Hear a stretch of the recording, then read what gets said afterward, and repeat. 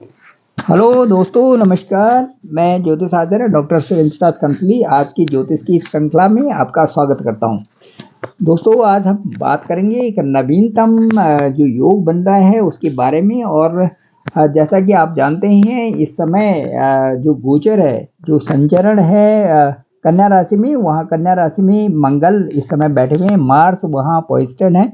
और उसके बाद जो है ये 17 जो सितंबर है 2023 से, उससे उसके बाद वहाँ पर से ठीक 17 को वहाँ पर सूर्य भी, जो सन भी हैं, लियो भी वहाँ पर गोचर करेंगे। ठीक है, तो सन का जो गोचर होगा मंगल के साथ में, वो सभी राशियों पर एक विशेष इफेक्ट उसका पड़ेगा। और जो इफेक्ट है वो इस तरह से है, और उसका प्रभाव के बारे में हम आज बात करेंगे। तो सबसे पहले मैं बताना चाहूँगा कि जो मेष राशि है, मेष राशि पर षडाष्टक योग बनता है। षडाष्टक योग का मतलब ये है कि मेष राशि से और जहाँ पर सूर्य बैठे हुए हैं, सूर्य और मंगल बैठे हुए हैं, वो छठा स्थान है। और मंगल से और जो मेष राशि है वो अष्टम है। तो इसमें ये कष्टकारी होता है। जो षडाष्टक योग बनता है ये हमारे स्वास्थ्य के लिए भी होता है, और कई प्रकार से रुकावटें भी उसमें आ जाती हैं।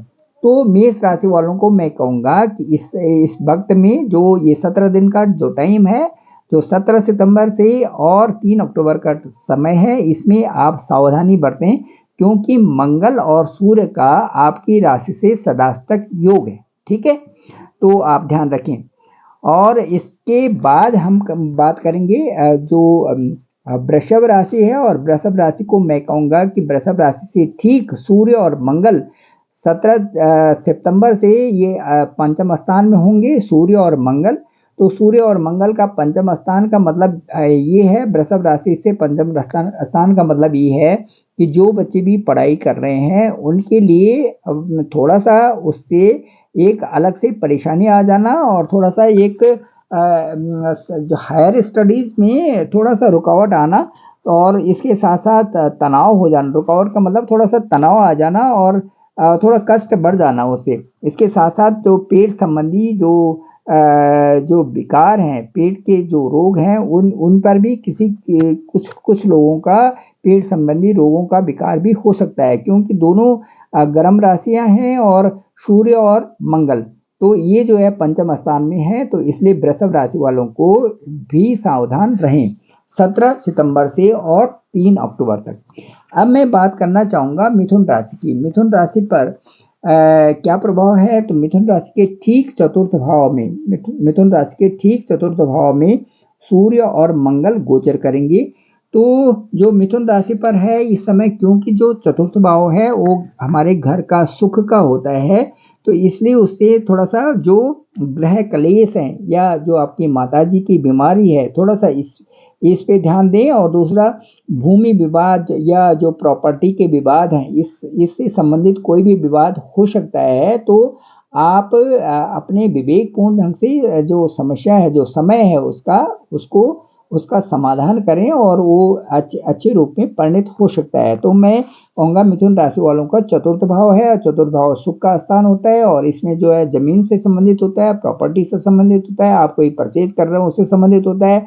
और साथ साथ में जो वो एक सुख का स्थान और माता का स्थान माना जाता है, तो आप थोड़ा सा उस पर ध्यान दें। अब मैं कर्क राशि की बात करूंगा। तो कर्क राशि के जातकों के लिए मैं कहूँगा कि आपके लिए तो बहुत अच्छा समय है, क्योंकि जो सूर्य और मंगल गोचर कर रहे हैं आपके राशि से, वो है थर्ड हाउस में।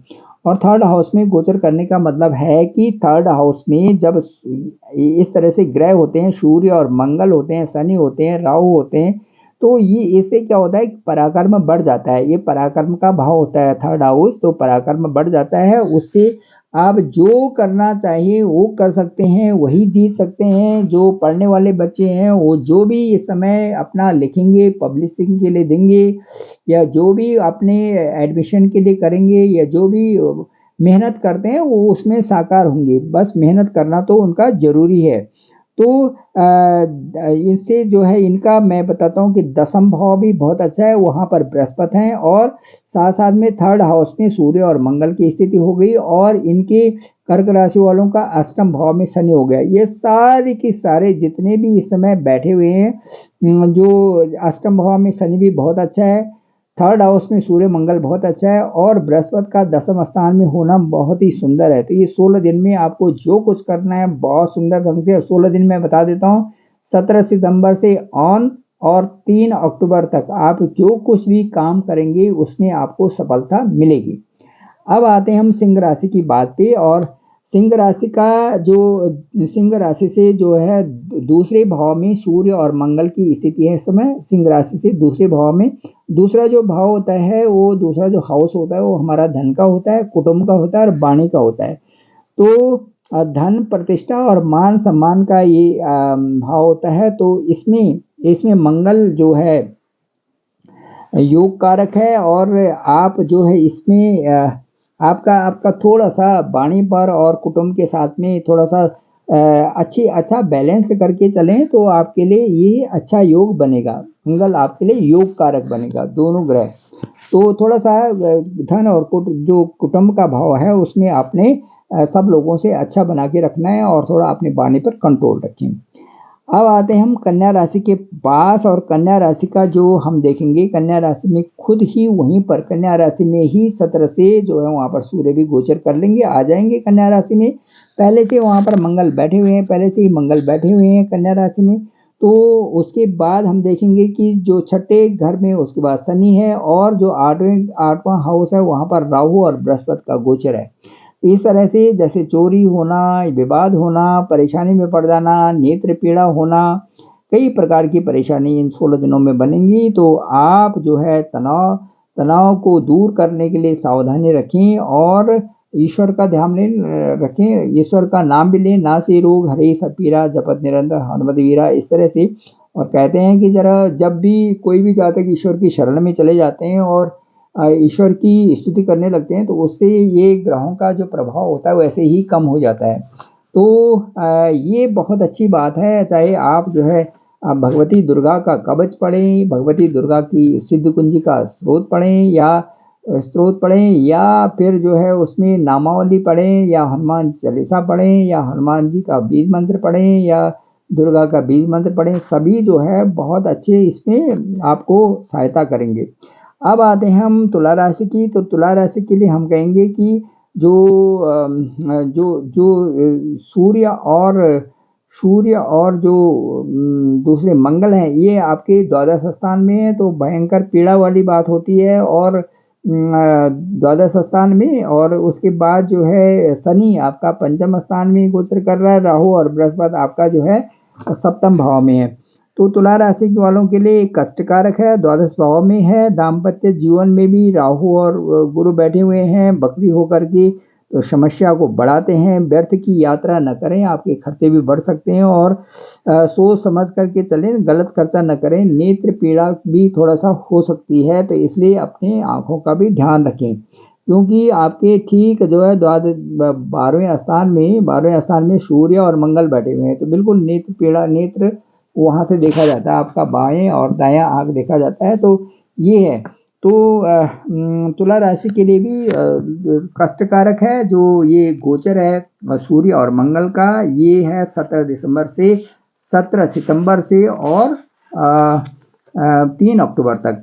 अब आते हैं हम वृश्चिक राशि की बात करेंगे। वृश्चिक राशि के लिए तो ये समय बहुत अच्छा है। वो किस तरह से है हम बताएंगे कि वृश्चिक राशि से ठीक जो है आपके बैठे हुए लाभ स्थान में बैठे हुए सूर्य और मंगल, तो ये वरदान साबित करेंगे। और दूसरा शनि बैठे हुए हैं इनके चतुर्थ भाव में अपने स्थान में बैठे हुए हैं, और राहु और बृहस्पति बैठे हैं छठे भाव में। तो एक वरदान साबित है। भूमि वाहन इत्यादि का ये इनको लाभ होगा। ये इस समय ये ले सकते हैं, और 16 दिनों में इनकी प्राप्ति होगी। इनको शुभ समय है, इनको इसका शुभ समय का ये फायदा उठाएं। वृश्चिक राशि वालों के बहुत अच्छा समय है। ठीक है, कि ग्रह गोचर की जो स्थिति है वो बहुत सुंदर है, क्योंकि सूर्य और मंगल इनके जो है लाभ स्थान में है। तो लाभ स्थान में सूर्य और मंगल होंगे तो स्वतः ही अच्छी लाभ, इनको अचानक लाभ होगा। तो अब आते हैं हम फिर धनु राशि में। और धनु राशि क्या कहती है, धनु राशि के बारे में हम ये कहेंगे कि धनु राशि के ठीक जो है थर्ड हाउस में तो है शनि बैठे हुए हैं। उसके बाद जो पंचम स्थान में राहु और बृहस्पति बैठे हुए हैं, और उसके बाद जो सूर्य और मंगल का गोचर है इनके दसम भाव में है। दसम भाव में सूर्य और मंगल का गोचर है। तो जो सूर्य और मंगल का दसम भाव में स्पेशल पराक्रम देता है, सामाजिक प्रतिष्ठा बढ़ेगी और आपकी चारों तरफ जो जय जयकार होगी। सूर्य और मंगल आपके दसम भाव में है, सफलता मिलेगी आपको। जो भी आप कार्य कर रहे हैं, जो भी आप परीक्षा दे रहे हैं, जो भी आप हायर स्टडीज में जा रहे हैं, आपको वहाँ परीक्षा मिलेगी। सूर्य भाग्य स्थान को मजबूती दे रहे हैं और सूर्य बृहस्पति से भी दृष्ट है, तो इसलिए आपके लिए बहुत अच्छा है ये समय 17 सितंबर से और 3 अक्टूबर तक है, 17 दिनों का। अब आते हैं हम मकर राशि के लिए, और मकर राशि के लिए कैसा होगा ये 17 दिनों का समय। तो मैं बताना चाहूँगा कि मकर राशि से जो है चौथे भाव में तो बैठे हुए हैं राहु और बृहस्पति, और उसके बाद जो है सूर्य और मंगल बैठे हुए हैं आपके नवम भाव में। सूर्य और मंगल बैठे हुए हैं नवम भाव में, और इसके साथ साथ मैं ये बताना चाहूँगा कि आपका नवम भाव में बैठेंगे 17 सितंबर के बाद, तो और शनि बैठे हुए हैं आपके द्वितीय भाव में। तो इस तरह से स्थिति बनी हुई है। तो राहु और बृहस्पति जो है ये थोड़ा सा ग्रह कलेश वाली स्थान पे बैठे हुए हैं, अशांति सा वातावरण बना देते हैं। और लेकिन इसके साथ साथ भी क्योंकि मंगल की 8वीं दृष्टि है चतुर्थ भाव में, तो आप भूमि और वाहन लेने के योग हैं इस समय। भूमि और वाहन आप खरीद सकते हैं, ले सकते हैं, उसका योग बन रहा है, भूमि और वाहन का योग बन रहा है। अब आते हैं हम कुंभ राशि की तरफ, और कुंभ राशि का जो अष्टम भाव है, अष्टम भाव है वहाँ पर सूर्य और मंगल बैठे हुए हैं अष्टम भाव में। कुंभ राशि से 8वें भाव में बैठे हुए हैं। कुंभ राशि के स्वयं लग्न में शनि है, और उसके बाद राहु और बृहस्पति हैं उसके तीसरे स्थान में। तीसरे स्थान में राहु और बृहस्पति हैं, तो कैसे रहेगा।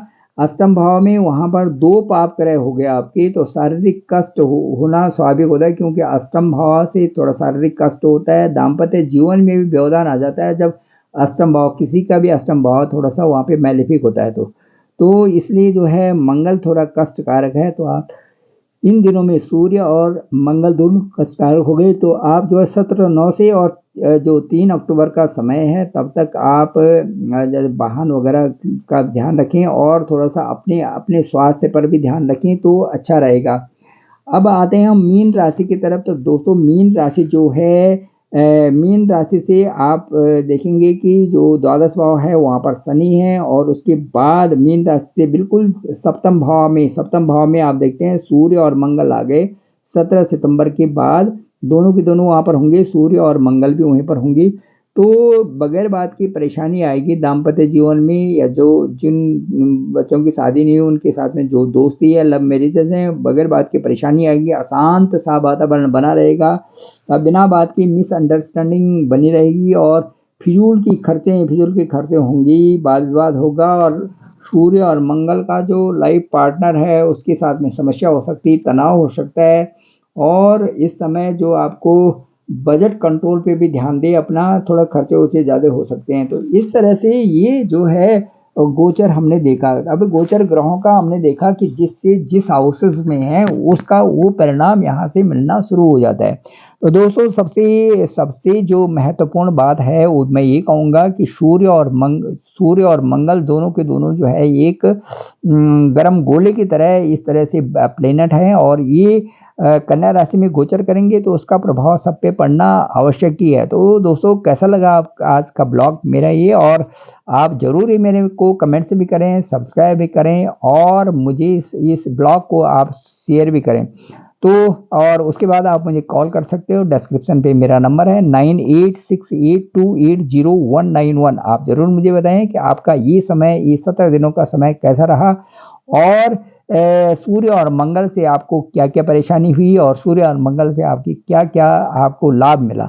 तो दोस्तों इतना ही, और इस ब्लॉग के बाद उत्तर हम आपको और भी ब्लॉग दिखाया करेंगे। तो थैंक यू वेरी मच।